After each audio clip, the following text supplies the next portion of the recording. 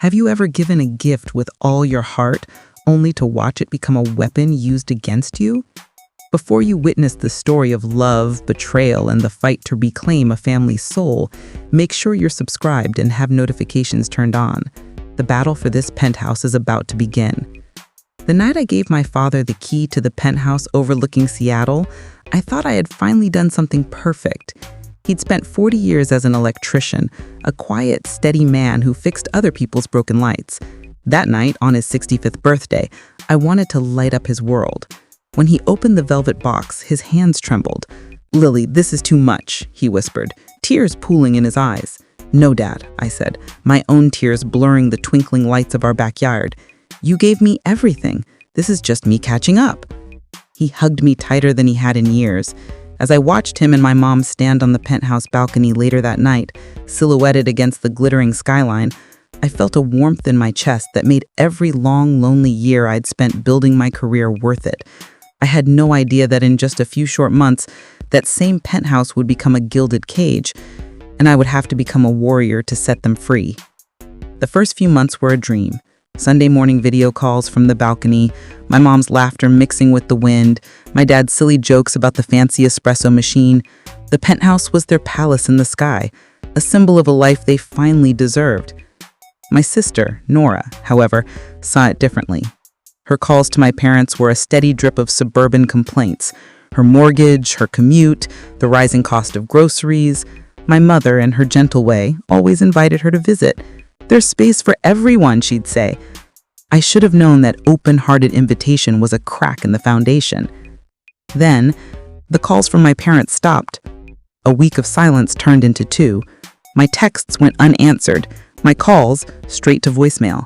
A cold dread began to creep in. I was in London for a conference when I called the building's management office, my voice tight with a fear I couldn't name. "This is Lily Blake, co-owner of Unit 4207. I'm trying to reach my parents." A pause. "Oh, you mean the Wallaces? The new tenants? They moved in about 6 weeks ago." The world went silent. Wallace, Nora's married name. "I'm sorry," I managed, my voice a stranger's. "There's a mistake. That property belongs to Isaac and Mary Blake. Our files show the previous tenants moved out voluntarily, Miss Blake. Everything's in order." Voluntarily. My parents, who had looked at that view like it was a miracle, would never leave without telling me. As I stared out at the glittering, meaningless lights of London, I knew. Something was terribly wrong, and I knew with chilling certainty that my sister was at the heart of it. I was on the first flight back to Seattle. The penthouse, once a symbol of my love, now felt like a crime scene. I knocked. The door opened, and there was Nora, wrapped in a silk robe, holding a cup of coffee like a queen in her castle. "Lily," she said, her voice flat with faux surprise. "You're back early." "Where are they?" I demanded, my voice shaking. "They decided city life wasn't for them. You know how Dad hates elevators. They went back to the old house." I looked past her. The penthouse was sterile, cold, no scent of my mom's cinnamon candles, no newspaper by the window where my dad used to sit. It was a showroom, not a home. Her husband, Derek, emerged from the kitchen wearing my father's old cardigan. The sight was a punch to the gut. "You kicked them out," I whispered. Nora laughed, a brittle, ugly sound. "Don't be dramatic. They left." But I knew she was lying, and I knew I had to find them. The drive to their old house was a frantic, rain-swept nightmare. I found it dark, empty, the porch light, the one my dad never, ever forgot, dead. A neighbor, Mrs. Whitaker, saw me from her doorway, her face etched with pity. "Oh, dear child, your father, he collapsed.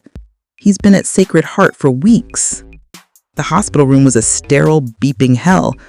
My father lay motionless, a ghost in the machine. My mother, a hollowed-out version of herself, wept as she told me the story. "It was Nora," she choked out.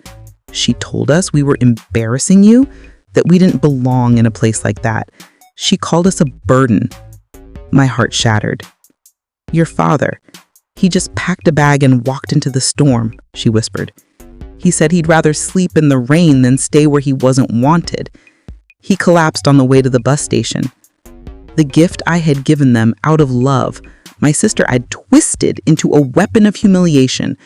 I knelt by my father's bed, my jaw set. "I'm going to fix this, Mom," I said, my voice dangerously quiet, "no matter what it takes." This is the moment the loving daughter becomes a protector. The battle for the penthouse and for her parents' dignity is about to begin. If you believe in fighting for family, smash that like button and tell me in the comments, what should Lily's first move be? My father's words when he woke were a testament to his gentle soul. "Don't blame your sister too much, sweetheart. People make bad choices when they feel small." His forgiveness only fueled my resolve. I didn't storm the penthouse. I didn't scream or make threats. I moved with the cold, quiet precision of a surgeon. With my father's signed power of attorney, I began a campaign of lawful, suffocating psychological warfare. I moved into the penthouse's guest room. "I'm a co-owner," I told the stunned receptionist. "I'll be staying indefinitely." I woke at dawn and filled the apartment with the jazz music my dad loved. I scheduled an army of maintenance crews, plumbers, electricians, HVAC specialists to conduct urgent inspections, filling the pristine space with the disruptive hum of drills and the clatter of ladders from sunrise to noon. I transferred all the utility accounts to my name. I informed building management that all permissions now required my signature. I didn't raise my voice, I just smiled sweetly and cited my co-owner responsibilities. Nora was losing her mind. "She's doing this on purpose," I heard her hiss to Derek. "She wants to drive us out." She was right. Every move was a chess piece designed to make them feel like unwelcome guests in their own stolen kingdom. Then came the checkmate. The eviction notice, filed under my father's authority, served by a court officer. 7 days to vacate. "This is a joke, right?" Nora's voice was brittle, her hands trembling as she held the legal document. "No joke," I said calmly. "You wanted to live like owners, now you get to deal with the paperwork." On the final night, she stormed in, soaked from the rain, her face a mask of rage and desperation. "Are you happy now?" she screamed. "You finally got what you wanted, everyone praising perfect Lily again?" "This isn't about sides, Nora," I said, my voice steady. "It's about what you did. You broke him." "You did this for yourself," she hissed, "so everyone could say she's the good daughter." Her words struck a nerve, but the truth was simpler. "I wanted to make it right, Nora," I whispered. "That's all I ever wanted." Her anger finally crumbled, replaced by a raw, heartbreaking despair. "You win," she rasped. "Take your stupid appartement." They left, and in the echoing silence, I didn't feel victory. I felt the profound, aching loss of a sister I never really had. The penthouse, once a dream, was now just a battlefield. I sold it. I used the money to open the Blake Family Foundation, a community center for elderly people who'd lost their homes. On opening day, my father, now frail but steady, cut the ribbon. My mother stood beside him. Her tears, for the first time in months, were tears of joy. That, I realized, was the real victory. Not reclaiming a piece of property, but rebuilding a home. Not winning a fight, but finding a way back to the love that had been there all along, buried under layers of pride and pain.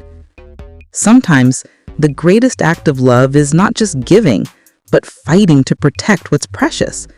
What do you think is the true meaning of home? Share your thoughts in the comments below.